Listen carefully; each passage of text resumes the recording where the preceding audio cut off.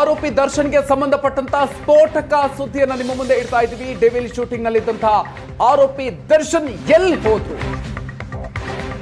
ಶತ್ರು ಸಂಹಾರ ಯಾಗವನ್ನ ಮಾಡಿಸಿದಂತಹ ಆರೋಪಿ ದರ್ಶನ್ ಮಾಟ ಮಂತ್ರ ಶತ್ರುಬಾಧೆ ಸುಳಿಯದಂತೆ ಕೇರಳದಲ್ಲಿ ಪೂಜೆಯನ್ನ ಮಾಡಿಸಿರೋದು. ಅದಕ್ಕೆ ಸಂಬಂಧಪಟ್ಟಂತ ಎಕ್ಸ್ಕ್ಲೂಸಿವ್ ದೃಶ್ಯಗಳನ್ನ ನೀವು ಗಮನಿಸ್ತಾ ಇದ್ದೀರಿ.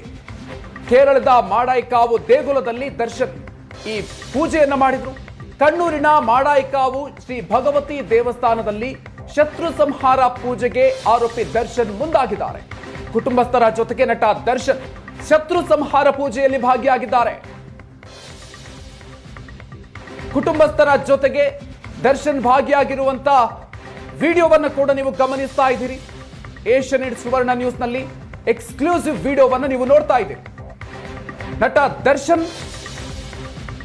ತಮ್ಮ ಪತ್ನಿ ವಿಜಯಲಕ್ಷ್ಮಿ ಹಾಗೂ ಪುತ್ರನ ಜೊತೆಗೆ ಈ ಶತ್ರು ಸಂಹಾರ ಯಾಗದಲ್ಲಿ ಭಾಗಿಯಾಗಿದ್ದಾರೆ.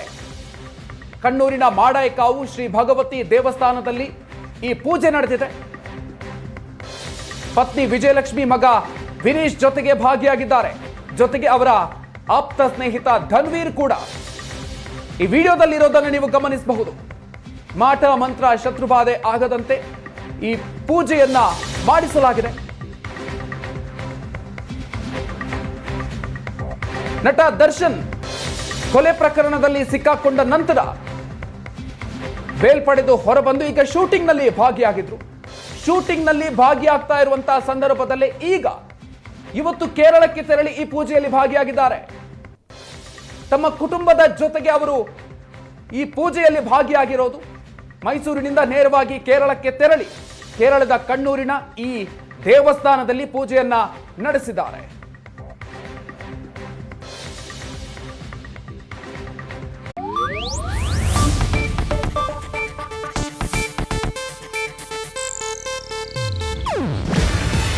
ಇದು ಏಷ್ಯಾನೆಟ್ ನ್ಯೂಸ್ ನೆಟ್ವರ್ಕ್ ಪ್ರಸ್ತುತಿ.